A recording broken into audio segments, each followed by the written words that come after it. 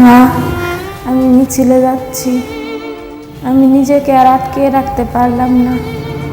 Sorry আব্বু জান, তোমার কথা অমান্য করে বের হলাম। স্বার্থপরের মতো ঘরে বসে থাকতে পারলাম না। মাকে চিঠি লিখে আন্দোলনে যাওয়া আনাসের হত্যাকারী চিহ্নিত, যমুনার ক্যামেরায় ধরা পড়েছে সেই দৃশ্য। দ্রুত বিচার চায় পরিবার। রাষ্ট্রপক্ষের আমরা তো আছি যে রাষ্ট্রপক্ষ বাদী হয়ে মামলা করবে, আমরা সে অপেক্ষা আছি। যদি তারা না করে তাহলে আমরা নিজেরাই মামলা করব। আন্তর্জাতিক আইন মেনে তিস্তার পানির ন্যায্য হিস্সা চান ডক্টর ইউনূস। ভারতের ডম্বুর বাঁধ অভিমুখে শিক্ষার্থীদের লং মার্চ, কুমিল্লায় সমাবেশ।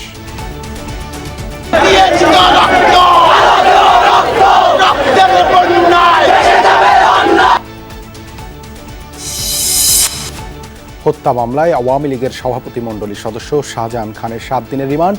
নিরাপদ সড়ক সহ বিভিন্ন আন্দোলন দমাতে মাঠে নামিয়েছিলেন পরিবহন শ্রমিকদের। বিজ্ঞ আদালত ঘটনা শুনে যেহেতু আব্দুল মোতালিব মারা গিয়েছেন ঘটনাস্থলে, এর কারণে এই আসামির বিরুদ্ধে বিজ্ঞ আদালত সন্তুষ্ট হয়ে 7 দিনের রিমান্ড মঞ্জুর করেন। নোয়াখালীর আলোচিত সাবেক এমপি একরামুলের শর্টগান উদ্ধার। পাবনা সহ বিভিন্ন জায়গায় যৌথ অভিযানে আগ্নেয়াস্ত্র, গুলি জব্দ, বেশ কয়েকজন আটক। রাষ্ট্র সংস্কারে 31 দফা নিয়ে কাজ করতে চায় বিএনপি। 3 দলের সাথে নিয়াজক কমিটির বৈঠক। কলকারখানায় অস্থিতিশীলতা তৈরির চেষ্টা চলছে বললেন আমির খসরু। রাজধানীতে কেজি প্রতি মোটা চালের দাম বেড়েছে 5 টাকা। সবজির দর আবারও চড়া। ভরা মৌসুমেও নাগালের বাইরে ইলিশ। প্রত্যেকটা পণ্যের দাম কমছে। ফেসবুকে বাস্তব চিত্র অবশ্যই ভিন্ন। মধ্যবিত্ত বা নিম্ন মধ্যবিত্ত এদের কোনোভাবেই সম্ভব না। সাধারণ পাবলিক যারা সাধারণ গরিব তাদের জন্য একটু কষ্টকর হয়ে যাচ্ছে।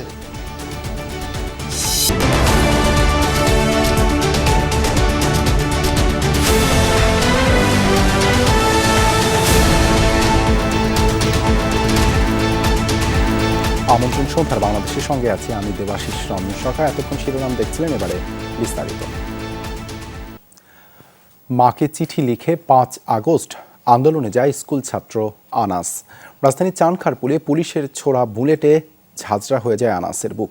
ভুক্তভোগী পরিবারের কাছে এখন বেঁচে থাকার অবলম্বন সন্তানের লেখা শেষ চিঠি। জীবদ্দশায় ছেলে হত্যার বিচার চায় পরিবার। 1 মাস আগে আনাসের বুকে কারা গুলি চালিয়েছিল, যমুনা টিভির ক্যামেরায় ধরা পড়েছে সেসব দৃশ্য। দেখুন মনিরুল ইসলামের বিশেষ রিপোর্ট।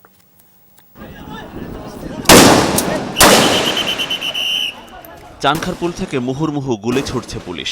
শেখ হাসিনা যেদিন পদত্যাগ করছিলেন সেই 5 আগস্ট সকাল থেকে দুপুর পর্যন্ত চানখারপুল অংশে আন্দোলনকারীদের উপর গুলি চালিয়েছে পুলিশ। এই টিমের নেতৃত্ব ছিলেন তৎকালীন রমনা জোনাল এডিসি আখতারুল ইসলাম। গুলি চালানোর সময় 2 পুলিশ ও 2 এপিবিএন সদস্যকে বেশ উৎসাহী দেখা যায়। এক পর্যায়ে পুলিশ সদস্যরা নিমতলির আবাসিক গলির মধ্যেও গুলি ছুটতে শুরু করে। ওই সময় গলি থেকে মিছিলের প্রস্তুতি নিচ্ছিল কিছু শিক্ষার্থী। তাদের মধ্যে গ্যান্ডারিয়া আদর্শ একাডেমির 10ম শ্রেণীর ছাত্র শাহরিয়ার খান আনাসও ছিলেন। একটু সামনে যেতেই গুলি লাগে আনাসের শরীরে।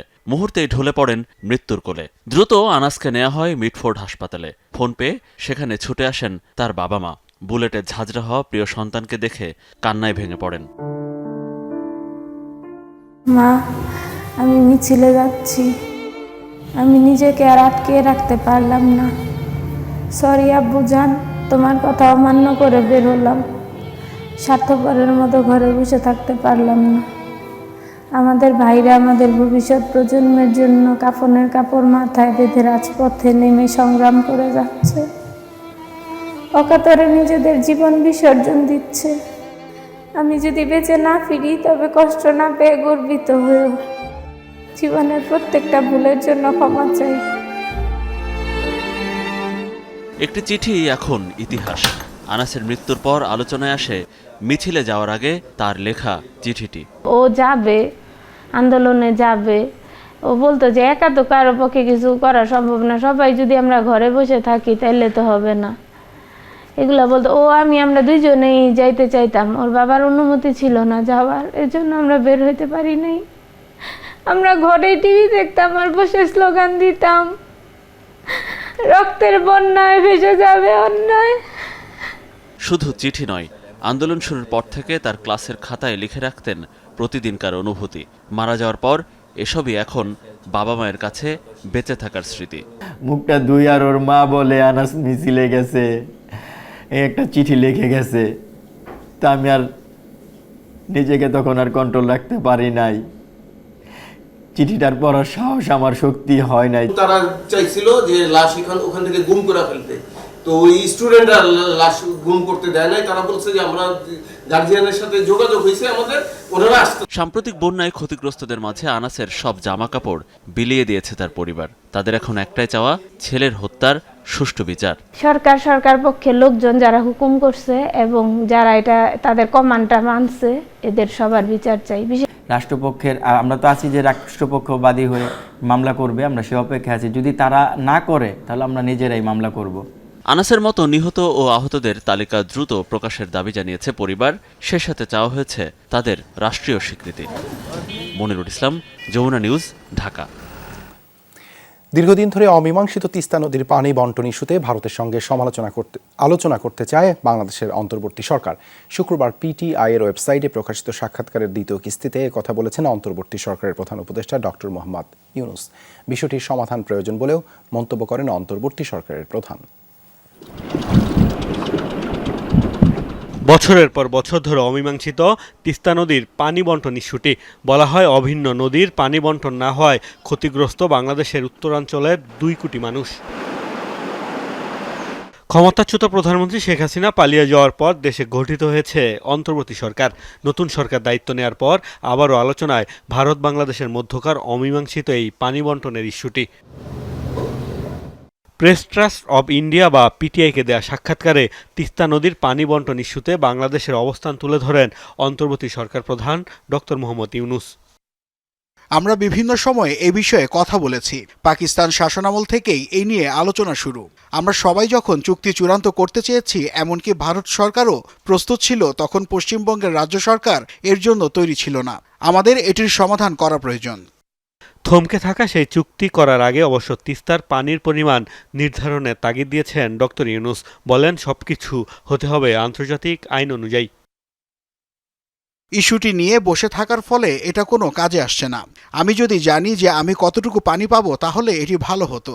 এমনকি পানির পরিমাণ নিয়ে যদি আমি খুশি নাও হই, তাতেও সমস্যা নেই।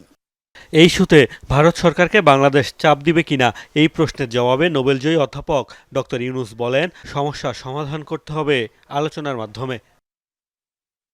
পুশ শব্দটি অনেক বড়। আমি এই কথা বলছি না, আমরা আলোচনা করব, তবে আমাদের একসঙ্গে বসে সমস্যার সমাধান করতে হবে।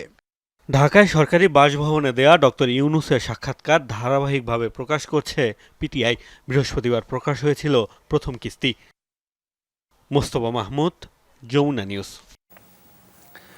বাংলাদেশের বিরুদ্ধে ভারতের পানি সন্ত্রাসের প্রতিবাদে ও আন্তঃসীমান্ত নদীগুলোতে অবৈধ ও একতরফা দেয়া সকল বাঁধ উচ্ছেদের দাবিতে কুমিল্লায় সার্বভৌম সমাবেশ অনুষ্ঠিত হয়েছে। সমাবেশে 5 দফা দাবি তুলে ধরা হয়। ঢাকা থেকে ত্রিপুরায় বাঁধ অভিমুখে ইনকিলাব মঞ্চের লং মার্চের সাথে একাত্মতা পোষণ করে এই সার্বভৌম সমাবেশ অনুষ্ঠিত হয়। বিকেলে কুমিল্লা টাউন হল মাঠে এই সমাবেশ শেষে লং মার্চটি বিবির বাজার স্থলবন্দর অভিমুখে রওনা হয়। সমাবেশে বক্তারা ভারতের পানি সন্ত্রাসের প্রতিবাদ জানান। এ সময় সকল নদীর উপর ভারতের একতরফা দেয়া বাঁধ উচ্ছেদের জন্য সরকারকে সচেষ্ট হওয়ার দাবি জানান তারা। ইনকিলাব মঞ্চের আয়োজনে সভায় 5 দফা দাবি উত্থাপন করেন মঞ্চের মুখপাত্র ওসমান হাদি। এছাড়া সমাবেশে ঢাকা থেকে আসা বৈষম্য বিরোধী ছাত্র আন্দোলনের সমন্বয়ক এ.কে. জুবায়ের, মঞ্চের সদস্য ছাত্র নেতা তোফায়েল আহমেদ সহ অনেকে বক্তব্য রাখেন। এ বিষয়ে আরও জানাতে কুমিল্লা থেকে যুক্ত হচ্ছেন সহকর্মী খোকন চৌধুরী। খোকন, শিক্ষার্থীরা বিবি বাজার সীমান্ত এলাকায় যাবার কথা ছিল, তারা সেখানে গেছেন কিনা?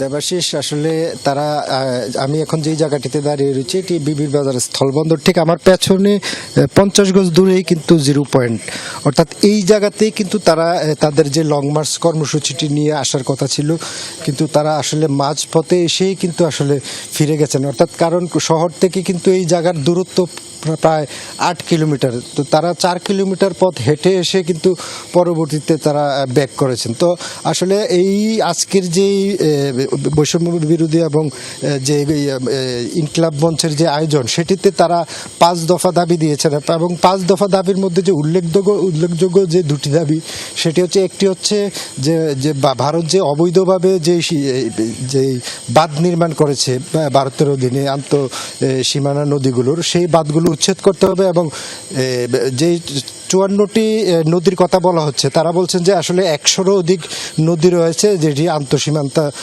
এলাকা নিয়ে। তো সেইগুলোর আসলে পুনরায় সরকারের কাছে দাবি জানিয়েছেন যাতে এগুলির সঠিক তালিকা প্রকাশ করা হয়। তো তারা সব মিলিয়ে পানি আগ্রাসনের যে বিষয়টি, সেটি কিন্তু আসলে নিয়ে এসছেন। আপনি জানেন যে সম্প্রতি কিন্তু ভারতের উজানের পানি এসে কিন্তু বাংলাদেশের বেশ কয়েকটি জেলা ক্ষতিগ্রস্ত হয়েছে। এর মধ্যে কিন্তু উল্লেখযোগ্য কুমিল্লা, নোয়াখালী সহ কিন্তু ফেনীর যে আসলে বন্যার ক্ষয়ক্ষতি, সেই বিষয়গুলো কিন্তু এসব বক্তব্য উঠে এসেছে এবং বলছেন যে তারা ভারতের যে বিশেষ করে যদি তারা এই ধরনের কর্মসূচি, ভারত যদি তাদের বাঁধ উচ্ছেদ না করে, হয়তো পরবর্তীতে তারা আরও কঠোর অবস্থানে যাবেন এবং ভারতীয় পণ্য বর্জনের ঘোষণাও কিন্তু কোনো বক্তার মুখ থেকে এসেছে। সব মিলিয়ে আসলে যারা আজকে যে ইনকিলাব মঞ্চের যে প্রোগ্রামটি ছিল, সেটি কিন্তু বিশেষ করে শিক্ষার্থী, বিভিন্ন স্কুল কলেজ এবং মাদ্রাসার শিক্ষার্থীরা তারা কিন্তু অংশ নিয়েছিল।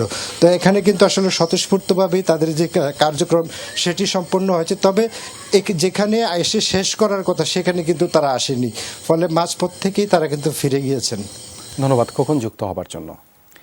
আওয়ামী লীগের সভাপতিমণ্ডলীর সদস্য ও সাবেক মন্ত্রী শাহজাহান খানের 7 দিনের রিমান্ড মঞ্জুর করেছেন আদালত। রাজধানী ধানমন্ডি থানায় কিশোর আব্দুল মোতালিব হত্যা মামলায় তাকে রিমান্ডে নেওয়া হয়েছে।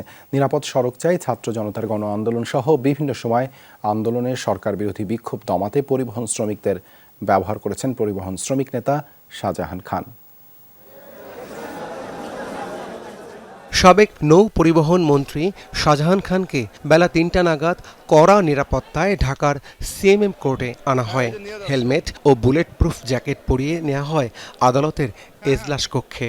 পরে পুলিশের পক্ষ থেকে শাহজাহান খানকে রিমান্ডে নেয়ার পক্ষে যুক্তি তুলে ধরা হয়, আর আসামি পক্ষ থেকে রিমান্ডে নেয়ার আবেদন বাতিল চেয়ে জামিনের আবেদন করা হয়। উভয় পক্ষের শুনানি শেষে জিজ্ঞাসাবাদের জন্য 7 দিনের রিমান্ড মঞ্জুর করেন আদালত। আমরা রাষ্ট্রপক্ষে আইনজীবীরা সহায়তা করি এবং বিজ্ঞ আদালত ঘটনা শুনে এই যেহেতু আব্দুল মোতালিব মারা গিয়েছেন ঘটনাস্থলে, এর কারণে এই আসামির বিরুদ্ধে বিজ্ঞ আদালত সন্তুষ্ট হয়ে 7 দিনের রিমান্ড মঞ্জুর করেন। উনার হার্ট এভাবে ম্যাসিক হয়েছে যে উনি যে কোনো সময় দুর্ঘটনা ঘটতে পারে। এই জন্য আমরা চাচ্ছিলাম উনার রিমান্ড বাড়ির পূর্বক উনাকে যেন স্বাস্থ্য বড় যে কোনো হসপিটালে চিকিৎসাধীন রাখা হয়। বৈষম্য বিরোধী ছাত্র আন্দোলনে অংশ নিয়েছিল কিশোর আব্দুল মোতালিব। গত 4 আগস্ট তাকে গুলি চালিয়ে হত্যা করা হয়। এ ঘটনায় মোতালিবের বাবা আব্দুল মতিন বাদী হয়ে ধানমন্ডি থানায় হত্যা মামলা করেন। সেই মামলায় সাবেক প্রধানমন্ত্রী শেখ হাসিনা, শাহজাহান খান সহ 176 জনকে আসামি করা হয়। ওই মামলায় বৃহস্পতিবার রাতে শাহজাহান খানকে রাজধানীর ধানমন্ডি এলাকা থেকে গ্রেফতার দেখানো হয়। মাদারীপুর 2 আসনের সংসদ সদস্য ছিলেন শাহজাহান খান। 2018 সালে নিরাপদ সড়ক চাই শিক্ষার্থীদের যৌক্তিক আন্দোলন দমনে পরিবহন শ্রমিকদের মাঠে নামান তিনি। একই সাথে গত 16 বছর বিরোধী দলের যে কোনো রাজনৈতিক কর্মসূচি প্রতিরোধে যান চলাচল বন্ধ করে দিতেন বলেও শুনানিতে রাষ্ট্রপক্ষের আইনজীবীরা জানান। রাব্বি সিদ্দিকী, যমুনা নিউজ, ঢাকা। অবৈধ অস্ত্র উদ্ধারে বিভিন্ন স্থানে অভিযান চালিয়েছে যৌথ বাহিনী। পাবনায় সাবেক ভূমিমন্ত্রীর ছেলেকে অস্ত্রসহ গ্রেপ্তার করেছে র্যাব। থানায় হস্তান্তরের পর 2টি মামলাও করেছে তারা। জব্দ হয়েছে নোয়াখালীর সাবেক সংসদ সদস্য একরামুল করিমের শটগান। এছাড়া কক্সবাজার, নাটোর থেকে অস্ত্র উদ্ধারের পাশাপাশি কয়েকজনকে গ্রেপ্তার করা হয়েছে। নোয়াখালী 4 আসনে সাবেক সংসদ সদস্য একরামুল করিম চৌধুরী বৃহস্পতিবার রাতে সুন্দরপুরে তার বাড়িতে অবৈধ অস্ত্রের সন্ধানে অভিযান চালায় যৌথ বাহিনী। বাড়ির পাশের কবরস্থানে পরিত্যক্ত অবস্থায় পাওয়া যায় প্লাস্টিকের একটি বস্তা। ভেতরে ছিল একটি শটগান ও 12 রাউন্ড কার্তুজ। অস্ত্রটি একরামুল করিমের নামে লাইসেন্সকৃত। পাবনায় র্যাবের অভিযানে ধরা পড়েছেন সাবেক ভূমিমন্ত্রী শামসুর রহমান শরীফ ডিলুর ছেলে। জব্দ হয়েছে একটি বিদেশি পিস্তল ও গুলি। থানায় হস্তান্তরের পর দুটি মামলাও করেছে র্যাব। ছাত্র জনতার আন্দোলনে হামলা মামলার আসামি ঈশ্বরদী উপজেলা যুবলীগের সভাপতি। কক্সবাজারে পিএমখালী দুটি বাড়িতে বৃহস্পতিবার রাতে টানা 5 ঘন্টা অভিযান চালায় যৌথ বাহিনী। জব্দ হয় 3টি একনলা বন্দুক, 2টি এলজি, 2টি 9mm পিস্তল সহ দেশি বিদেশি বিভিন্ন অস্ত্র ও গুলি। আটক করা হয়েছে 8 জনকে। সেনাবাহিনী, বিজিবি, র্যাব, পুলিশ সম্মিলিতভাবেই এই অভিযানটা পরিচালিত হয় এবং এই অভিযানে 7টি অস্ত্র, গোলাবারুদ সহ আমরা 8 জনকে গ্রেপ্তার করতে সক্ষম হই। সিলেটের মীরাবাজারের আকপাড়া এলাকায় একটি বাড়িতে অভিযান চালিয়েছে র্যাব। মিলেছে একটি 9mm পিস্তল, 9 রাউন্ড গুলি ও কিছু ভারতীয় মুদ্রা। তারা স্বীকার করে যে হ্যাঁ, এরকম একটা জিনিস তাদেরকে রাখতে দেওয়া হয়েছে এবং একটা জায়গায় রাজীব বলেছে যে জিনিসটা যেন স্থানান্তরিত করা হয়। পরে তারা রাজীবের শাশুড়ি সেখান থেকে আমাদেরকে এই জিনিসটা আমাদের কাছে হস্তান্তর করে। প্রাথমিকভাবে আমরা মনে করছি যে এটা থানা থেকে হয়তো লুট হওয়া কোনো পিস্তল হতে পারে। রংপুর নগরীর কলেজপাড়ায় পুকুরে তল্লাশি চালিয়ে একটি লকার উদ্ধার করেছে যৌথ বাহিনী। ভেতরে একটি ডকুমেন্টে 70,000-এর বেশি ডলার থাকার কথা থাকলেও তা পাওয়া যায়নি। জিজ্ঞাসাবাদের জন্য 2 জনকে আটক করা হয়েছে। ফায়ার সার্ভিসের সহযোগিতায় ডুবুরি দল দিয়া এটা উদ্ধার করছি। উদ্ধার করে পর্যালোচনা দেখা যাচ্ছে এটা একটা সাদা কালো কাগজের বান্ডিল এবং একটা লকার। এটা আমরা তদন্তক্রমে পর্যালোচনা করে ব্যবস্থা গ্রহণ করা হবে। এছাড়া নাটোর জেলা যুবলীগ সভাপতি বাশিরুর রহমান খানের বাড়িতেও অভিযান চালিয়েছে যৌথ বাহিনী। অভিযানে একটি বিদেশি পিস্তল ও 2 রাউন্ড গুলি উদ্ধার করা হয়েছে। আওয়ামী লীগের আমলে দেয়া সব আগ্নেয়াস্ত্রের লাইসেন্স স্থগিত করেছে অন্তর্বর্তী সরকার। অবৈধ অস্ত্রের পাশাপাশি থানা থেকে লুটে নেওয়া অস্ত্র উদ্ধারে অভিযানে নেমেছে যৌথ বাহিনী। হুমায়ুন রশিদ, যমুনা নিউজ। নতুন বাংলাদেশে মানুষের মনোজগতে যে পরিবর্তন এসেছে তা ধারণ করে তার সঙ্গে চলতে হবে। তরুণদের স্বপ্ন ও আকাঙ্ক্ষা পূরণে জনগণের কাছে যেতে হবে, এই কথা বলেছেন বিএনপির স্থায়ী কমিটির সদস্য আমির খসরু মাহমুদ চৌধুরী। বিকেলে গুলশানে বিএনপির চেয়ারপারসনের রাজনৈতিক কার্যালয়ে জোট সঙ্গীদের সাথে বৈঠকে কথা বলেন তিনি। বৈঠকে গণফোরাম, পিপলস পার্টি ও ন্যাব ভাসানী দলের প্রতিনিধিরা অংশ নেন। বৈঠক শেষে আমির খসরু বলেন, বিভিন্ন শিল্প কারখানা বন্ধ করে যারা দেশকে অস্থিতিশীল করতে চায় তাদের বিষয়ে সজাগ থাকতে হবে। বিএনপির ভারপ্রাপ্ত চেয়ারম্যান তারেক রহমান যে জাতীয় সরকারের ঘোষণা দিয়েছেন, রাজপথের সকল রাজনৈতিক দলগুলোকে সাথে নিয়ে তা বাস্তবায়ন করা হবে। এরপর 31 দফার ভিত্তিতে করা হবে রাষ্ট্র সংস্কার। প্রয়োজনে আরও কিছু দফা যুক্ত হতে পারে। নতুন বাংলাদেশে যে পরিবর্তন আনা জরুরি সেগুলো জনগণের কাছেও তুলে ধরা হবে বলে জানান বিএনপির নেতা। মিল ফ্যাক্টরিগুলোতে, ওষুধ কারখানাগুলোতে, গার্মেন্ট ফ্যাক্টরিগুলোতে, বিভিন্ন ফ্যাক্টরিগুলোতে আজকে ষড়যন্ত্র করে এগুলোকে বন্ধ করে দেওয়ার জন্য অনেক ধরনের কর্মকাণ্ড চলছে। এখানে পেছন থেকে কারা আছে আমরা সবাই জানি। আমাদের জাতীয় ঐক্যের পরিপ্রেক্ষিতে আমরা দেশে একটা বড় ধরনের পরিবর্তনের মাধ্যমে নতুন বাংলাদেশ গড়ার যে প্রত্যয়, সেটার জন্য আমরা সকলে কাজ করছি। জনগণের ক্ষমতা জনগণের হাতে ফিরিয়ে দিতেই ছাত্র জনতা সংগ্রাম করেছে, একথা বলেছেন বিএনপির সিনিয়র যুগ্ম মহাসচিব রুহুল কবির রিজভী। বিকেলে বৈষম্য বিরোধী ছাত্র আন্দোলনের সময় রামপুরা এলাকায় নিহত রিকশা চালক সাগরের পরিবারের সাথে তিনি সাক্ষাৎ করেন। রিজভী আহমেদ বলেন, ছাত্র জনতার আন্দোলনে দেশে আওয়ামী দুঃশাসন থেকে রক্ষা পেয়েছে। এই আন্দোলনে শ্রমজীবী মানুষও সামিল হন, তারাও দাঁড়িয়েছিলেন দুঃশাসনের বিরুদ্ধে। তাদের অবদান জাতি চিরদিন স্মরণ করবে। তাদের অবদান স্বীকার না করলে দেশে গণতন্ত্র থাকবে না। রিজভী বলেন, ফ্যাসিবাদীরা এখনও চক্রান্ত করছে, তাদের ষড়যন্ত্র রুখতে সবাইকে একসাথে কাজ করার আহ্বান জানান তিনি।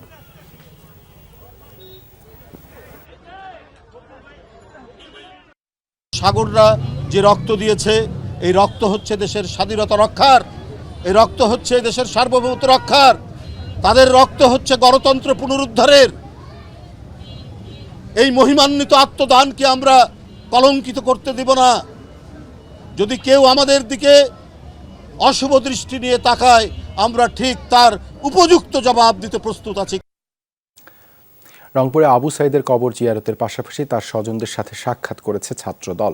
দুপুরে পীরগঞ্জে সাইদের কবর জিয়ারত ও মোনাজাতে অংশ নেন ছাত্রদল সভাপতি রাকিবুল ইসলাম রাকিব, সাধারণ সম্পাদক নাসির উদ্দিন সহ কেন্দ্রীয় নেতারা। পরে সাইদের বাবা সহ তার পরিবারের লোকজনের সাথে সাক্ষাৎ করেন তারা। এ সময় ছাত্রদল সভাপতি জানান, সাধারণ শিক্ষার্থীদের দাবি অনুযায়ী গেস্ট রুম কালচার বন্ধ, হল ও ক্যাম্পাস সন্ত্রাসমুক্ত করতে কাজ করবেন তারা।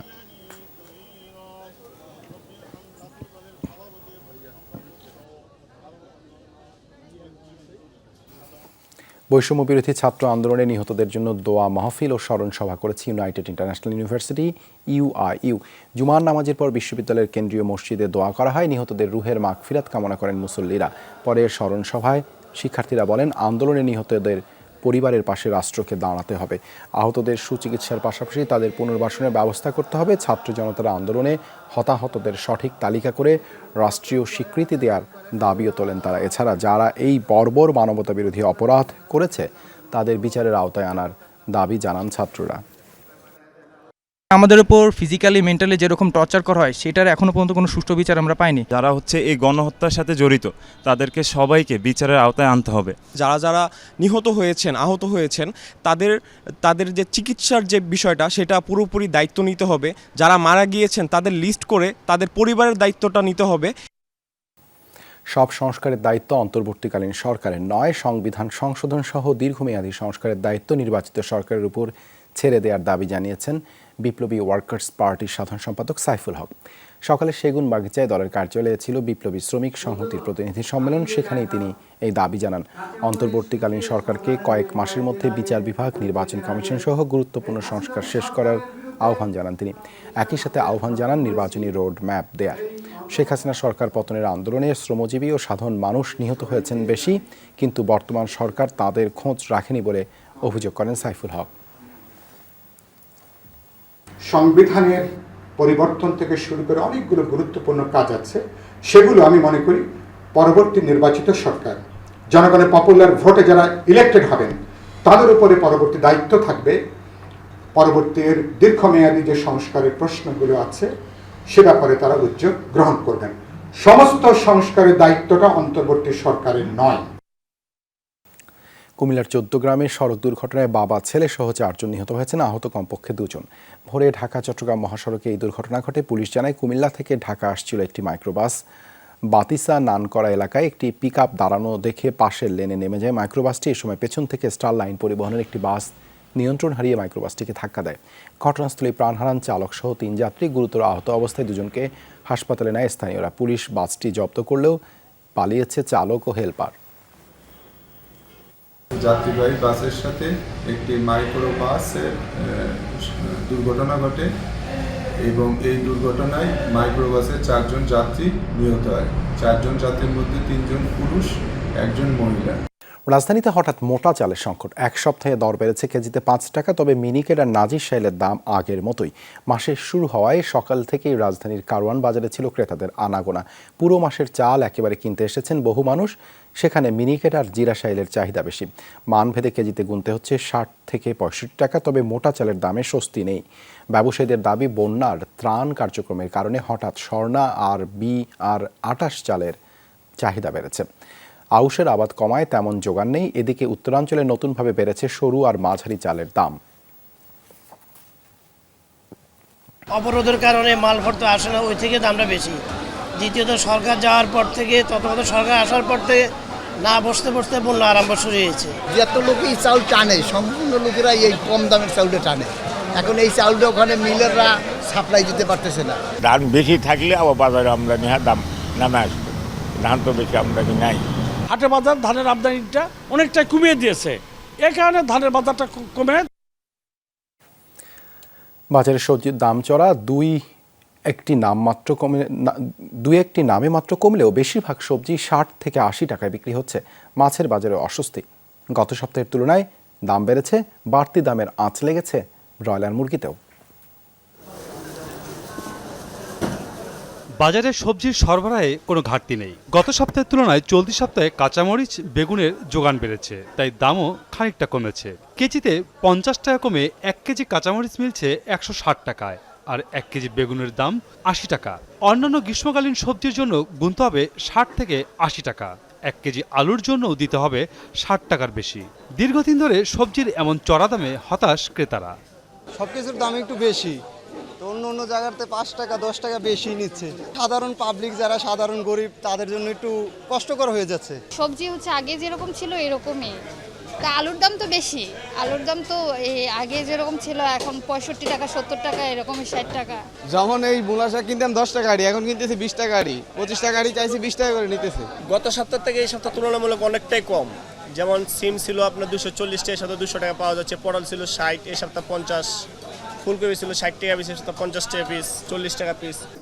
গত সপ্তাহে খানিকটা কমলেও চলতি সপ্তাহে মাছের বাজারে ফের অস্বস্তি তৈরি হয়েছে।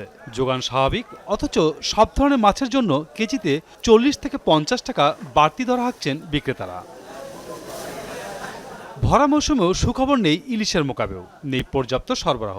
1 কেজি ওজনের ইলিশের জন্য গুনতে হবে 1500 থেকে 1700 টাকা পর্যন্ত, আর 700-800 গ্রামের ইলিশের জন্য দিতে হবে 1200 টাকা। ইলিশ মাছের দাম কমছে, প্রত্যেকটা পণ্যের দাম কমছে। ফেসবুকে বাস্তব চিত্র অবশ্যই ভিন্ন। মধ্যবিত্ত বা নিম্ন মধ্যবিত্ত এদের কোনোভাবেই সম্ভব না যে আপনি একটু বিলাসিতা করবেন, সেটা সম্ভব না। প্রতি শুক্রবার একটু সাথে 8-10-20 টাকা বেশি থাকে, কারণ গেছে সপ্তাহের মধ্যে চলতেছে বিক্রি। এই মধ্যে যা বেচছে গেছে সপ্তাহের মধ্যে বেচতে আছে, সাপ্লাই আছে, আরো ভালো মাছ আছে। বাড়তি দরের আঁচ লেগেছে মুরগির বাজারেও। একদিনের ব্যবধানে কেজিতে 10 টাকা বেড়ে ব্রয়লার মুরগি বিক্রি হচ্ছে 170 টাকায়। 300 টাকা কেজি নিচে মিলছে না লেয়ার মুরগি। মাসুদুজ্জামান রবিন, যমুনা নিউজ, ঢাকা।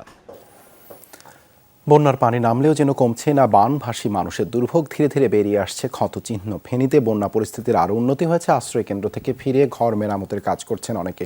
বন্যার পানি কমে যাওয়ার সাথে সাথে শুরু হয়েছে নদী ভাঙন। স্থানীয় প্রশাসন জানিয়েছে এখন পর্যন্ত বন্যায় 29 জনের মৃত্যু হয়েছে। এখনও জলমগ্ন নোয়াখালীর 5 উপজেলা আশ্রয় কেন্দ্রের দিন কাটছে বানভাসীদের। বন্যার কারণে নষ্ট হয়েছে জমির ফসল। জনপ্রতিনিধিদের সহযোগিতায় বিভিন্ন স্থানে খাল পরিষ্কারের কাজ করছেন স্থানীয়রা। কুমিল্লায় এখনও পানিবন্দী কয়েক লাখ মানুষ। তবে বুড়িচংয়ের বেশ কিছু এলাকায় নেমেছে বানের জল। আশ্রয় কেন্দ্র থেকে বাড়ি ফিরতে শুরু করেছেন অনেকে। ক্ষতিগ্রস্তরা পুনর্বাসন সহায়তার অপেক্ষায় রয়েছেন। কিছু এলাকায় দেখা দিয়েছে বিশুদ্ধ পানির সংকট। ধীরে ধীরে বন্যার পানি নামছে লক্ষ্মীপুরে, তবে জেলার অনেক এলাকা এখনও পানির নিচে। খাল বিল দখল থাকায় বানের জল নামতে সময় লাগছে। চরম ভোগান্তিতে দুর্গত এলাকার বাসিন্দারা। মানুষের জীবনের আর্থিক নিরাপত্তা নিশ্চিত করে জীবন বীমা কর্পোরেশন। তবে এই সরল উক্তির মাঠ পর্যায়ে বাস্তবতা ভিন্ন। আর্থিক নিরাপত্তা নিশ্চিত নয়, বরং অনিশ্চিত হয়েছে কারো কারো জীবন। যমুনা টেলিভিশনের অনুসন্ধানে পাওয়া গেছে প্রতিষ্ঠানটির এক কর্মকর্তার ভয়ানক প্রতারণার তথ্য। তা বললো প্রতি মাসে 2500 টাকা করে বিমা টাকা পাওয়া যাবে। আমি তো ক্ষতি না থেকে আমার জীবন শেষ করে দেখতে হইতি। পাটকেলঘাটার রাড়ি পাড়ার মতিশানা বলছিলেন তার প্রতারিত হওয়ার গল্প। প্রতারিত হয়েছেন মতিশানার স্ত্রী তাসলিমা বেগম। তিনিও জীবন বীমা কর্মকর্তা হাফিজুর রহমানের ফাঁদে পড়েছেন। তাসলিমার দাবি 18 বছর মেয়াদি এক স্কিমের সদস্য হয়েছিলেন। 2 বছরে 46,380 টাকা জমাও দেন। পরে জানতে পারেন এক কিস্তির 23,190 টাকা জমা হয়নি। যদি আমরা কষ্ট করে খাটি খুঁটি দিই, যদি আমরা পরে একটু কিছু পাই, তাহলে তো আমরা তখন ভালো শান্তিতে। তারপরে যে এইভাবেও মেরি খাবে এ তো আমাকে জানা ছিল না। 2022 সালে জীবন বীমার প্রধান কার্যালয়ে লিখিত অভিযোগ দেন মতিশানা। কলারোয়া শাখা কর্মকর্তা হাফিজুর রহমানের বিরুদ্ধে গ্রাহকদের টাকা আত্মসাতের প্রমাণ মেলে। দেয়া হয় কারণ দর্শানোর নোটিশ। পাটকেলঘাটার কুমিরা এলাকায় প্রতারণার শিকার আরও কয়েকজনের সন্ধানও মিলেছে। আমি তার 87,000 টাকা জমা দিলে আমি পরে আর পারি না। আমি তাকে বলি ভাই আমার টাকাটা ফেরত দেন। সে হয়তো টাকা ওইভাবে পাবে না, চালাই যেতে হবে। টাকা চাইলে বলে যে আমি আপনার টাকা সব ওই ব্যাংকেতে তুলে ফেলিলাম, আপনার নামে খুলে দিয়েছি, আপনি জমা দেন। আমি আমার কাগজপত্র করি, তার কাগজপত্র তো দেয় না। এবার যমুনা টেলিভিশনের মুখোমুখি অভিযুক্ত হাফিজুর রহমান। নানাভাবে বোঝানোর চেষ্টা করলেন দুর্নীতিতে জড়িত নন তিনি। কারো ঠকানোর জন্য চাকরি করি না আমি। আমার চাকরি জীবনে এখন 29 বছর চলে, তো ইনশাল্লাহ আমার জানা মতে কারো টাকা মেরি খাইনি। ঘটনাটি জানা নেই বলে দাবি প্রতিষ্ঠানটির জেলা কর্মকর্তার। আর জেলা প্রশাসক জানালেন খতিয়ে দেখা হবে। আমার আগে যে ইনচার্জ ছিল সে তার কাছে জমা দিয়েছে, সে হয়তো ঊর্ধ্বতন কর্তৃপক্ষকে তার লিখিত জবাব দিয়েছে। কিন্তু মূলত হচ্ছে যে আমার টাইম পিরিয়ডে আমি তো এটা পাইনি, সে তো আমি এইটার কথা বলতে পারবো না। বিমা কর্মী বা কর্মচারীর ব্যক্তিগতভাবে এটা আত্মসাৎ করার সুযোগ খুবই সীমিত। তারপরেও কলারোয়ার এই বিষয়টা আমি একটু খোঁজ নিয়ে দেখব, যদি কোনো রকম অনিয়ম বা একটু বিচ্যুতি হয়ে থাকে তাহলে অবশ্যই সেটা যথাযথভাবে ব্যবস্থা নেওয়া হবে। পাশে যারা রয়েছেন তারা সবাই জীবন বীমা কর্পোরেশনের কোনো না কোনো কর্মকর্তা। জেলা কর্মকর্তা বলছেন, কোনো কর্মকর্তার বিরুদ্ধে অভিযোগ থাকলে সেটি লিখিত আকারে দপ্তরে জমা দিতে নেওয়া হবে ব্যবস্থা। আকরামুল ইসলাম, যমুনা নিউজ, সাতক্ষীরা।